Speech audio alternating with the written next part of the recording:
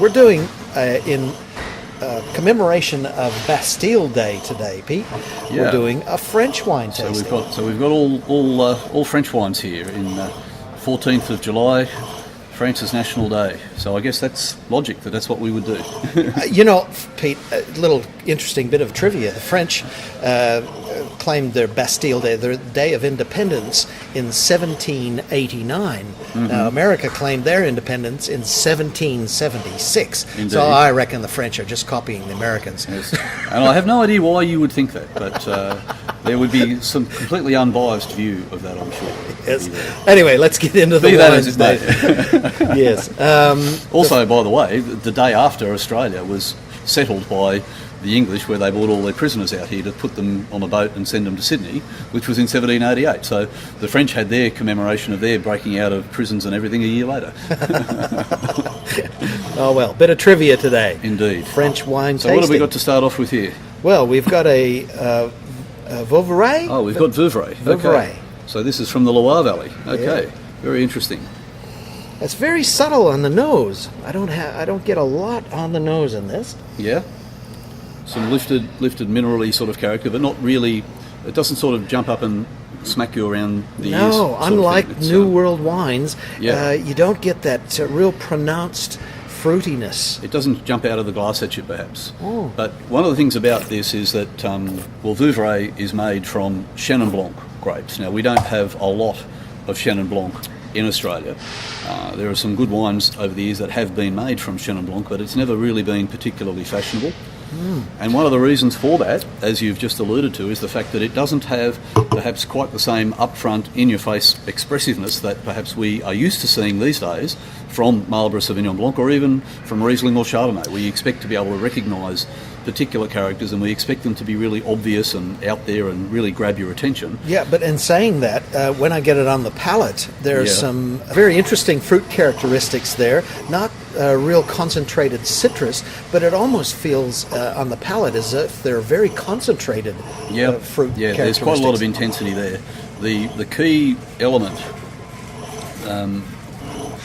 The key element in Vouvray, or at least the key element in Chenin Blanc, is the acid, the line of acid that runs right through the wine, and they give these wines enormous longevity.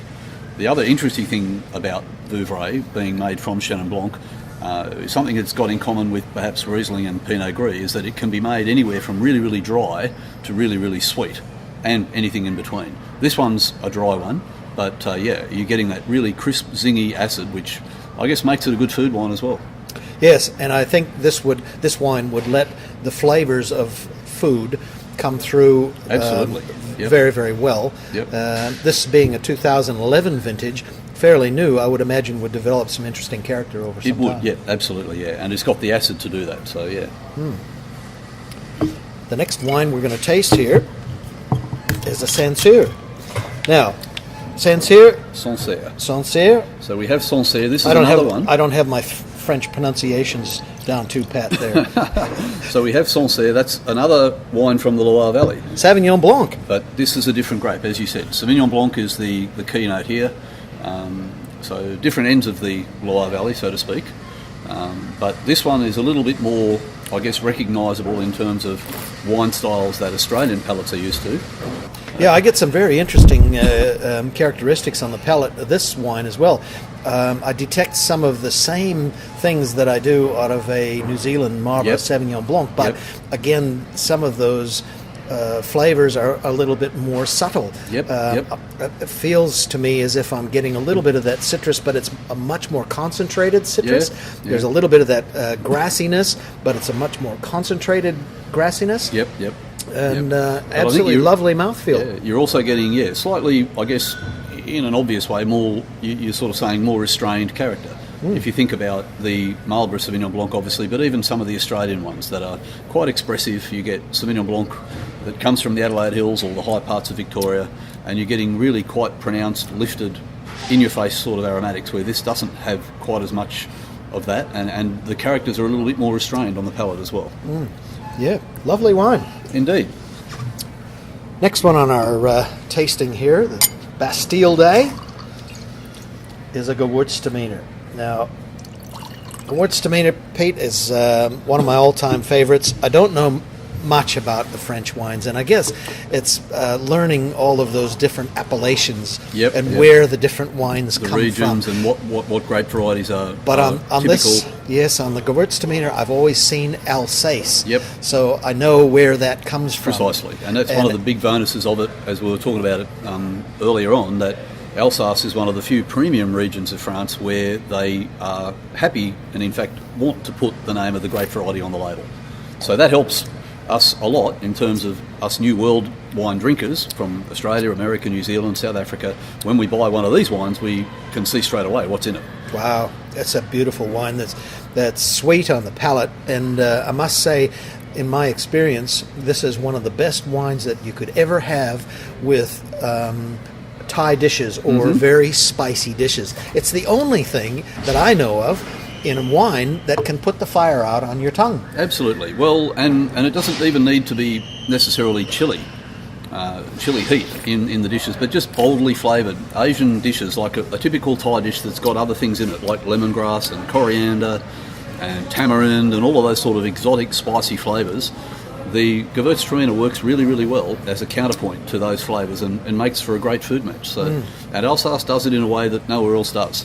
I think that's probably one of those unique things about the Alsace region, that there's an Alsace character as well as the varietal character. You do get that really rich, unctuous character from the Gewürz, but even in other grapes like Pinot Gris or Riesling from Alsace, there's an Alsace character that seems to override all of those things and make its own sort of claim, if you like. Yep, highly recommend that one. Absolutely.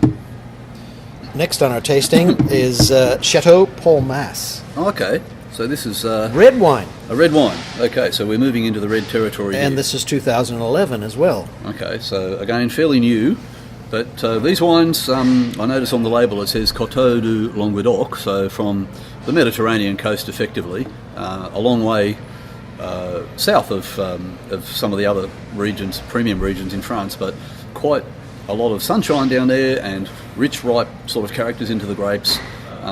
This one generally is almost like a GSM type blend. It's going to have some Shiraz in it, or as the French call it, Syrah. It's also going to have Grenache in it.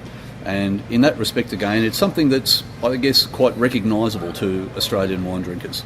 And one of the first things that I get on the nose on this one, Pete, I get some of the toastiness of the oak that they were using straight away. Yeah, absolutely. You get a bit of that new oak character that's coming through, and that's something that's not always noticeable on at least entry-level French wines, but this is made in, I guess, a style that is approachable and recognisable to New World palates. Wow, the fruit on this is incredible as well. Absolutely, yeah, very much so, yep. And again, yeah, really pleasant, easy drinking style of wine that would go with almost any sort of meat dishes, casserole type things, that stews, those sorts of things. Yep, a lot of dark berry fruit. Very much so, yep, absolutely, yeah, lots of dark berry fruit. Okay, the next one, red wine here. And I've had many of these Chateauneur-du-Pape. Over the years, yeah? Yeah, this is 2009, so this has got a little bit of bottle age on it. Okay, so this is obviously a Rhone wine, one of the most famous wine styles in the world, really, where they talk about the shadow of the nine popes or the new popes, but the Southern Rhone, if you like, appellation, which is most famous, and typically a Grenache-based wine. In Chateauneur-du-Pape, they're actually allowed to use up to 13 different grapes, most of which we would not recognise here in Australia. But this one, Chapoutier, traditional maker, and it's a character that he gets into his wine in a great vintage such as 2009. This is all Grenache, and some good tannin in that. There's some really grippy tannins in there. Yeah. And there's a character that you would struggle to recognise as Grenache if you were just used to Australian Grenache wines. It's got a bit of an iron sown sort of character, minerally, very earthy, yes, and grippy tannin. Yep. And you don't really get any of that overt lolly shop, confectionery, musk stick sort of character that quite often characterises Australian Grenache. You're getting a different sort of palate profile as well, I think. Yep. And quite a different style of wine, a different expression of Grenache. I think great with a roast beef. Absolutely, yeah. Oh, look, you could have that with steak. Yeah. There'd be no problem with that. But yeah, classic, one of the world's classic wine styles, and a typical Chapoutier Rhone red. Okay, next on our tasting here is Hermitage, Okay. or as I know it, Syrah or Shiraz. Indeed, yes. Well, we're going to the other end of the Rhone here, of course. Chateauneur-du-Pape comes from the southern Rhone. This is the great appellation of the northern Rhone, well, one of the two really, but the purists would probably say Hermitage, even above Côte Rôtie, because Hermitage is all Syrah or Shiraz in an Australian context, and that's what's in here, 100% Shiraz. Again, there's some really great tannin in that, but I get some of those big, dark berry fruit flavors coming through in that wine. Yep. And this one is... It's an 07. 07, oh, right, so it's got a little bit of age, yeah. A great vintage, although it's not really showing any significant age No. as such. It's just that perhaps it's settled into its own skin a little bit, so to speak, as a wine. I think the key difference here between this style of wine and again the styles of wine that we're more used to is that this is, I guess, medium-bodied would be the way to put it, rather than big and rich and heavy. It's not a blockbuster. It's not a brawny Barossa or McLaren Vale style red.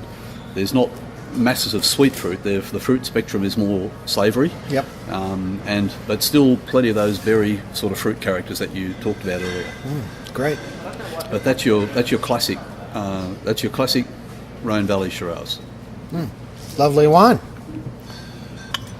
Now, this last one is a Daniels. Yeah, 2009. Okay, so this is a bit interesting as well. This is a sort of what the French would call a vin de naturel. So it's a wine they've messed with a little bit. It's going to be a bit sweet.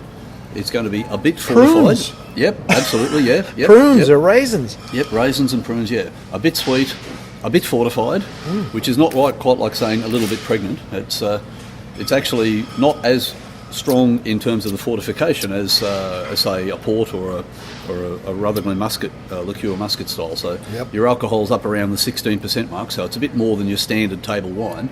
And yeah, it starts off with Grenache grapes, fully ripe grapes, and they add a little bit of fortification to it to just strengthen it a bit and give it a bit of backbone, really. Wow, this would be a great cheese wine. It would be a great cheese wine. It's also, funny enough, a style of wine that the European wine buffs will tell you is a good match for chocolate. Now, whether everybody thinks that it would be a good match for chocolate or not, who knows? But yeah, certainly it would be the sort of wine that could stand up to chocolate. Yeah, I can see that on the with the sweetness on the palate. It would be a wine that would complement the chocolate, and the chocolate complements the wine. Absolutely. There's enough structure in that, enough middle palate sweetness, obviously, to, I guess, make it a match. And whether you would have it just with bits of chocolate on its own or maybe a chocolate-based dessert, it would probably work quite well. That's great. Well, that's our French wine tasting for today. I see that our French ambassador has just arrived, Pete. So maybe we should get him to say something in French to us, seeing it's Bastille Day. Oh, I'm sure he'd be happy to acknowledge his own national day, yeah. Yes. Je pense que tout le monde sera d'accord de dire que cette journée du 14 juillet a été très intéressante, notamment due à la sélection de vins proposés aujourd'hui, qui aura permis à tout le monde de se faire une idée de ce que la France peut proposer comme vin, provenant de toutes les différentes régions, avec les différents types de vins. Et donc c'était vraiment un très bon moment aujourd'hui. Merci beaucoup. Ah, great. I'll see if I can remember my French, Pete, from school. I think if I can translate that correctly, Anu just said thank you for enjoying wines from all the different regions of France, and they're almost as good as American wines. Ha ha ha. And so that's our French wine tasting for the day, Pete. Okay. Wine tasting with Pete and Dave on OzwineTv. See you again soon. You will.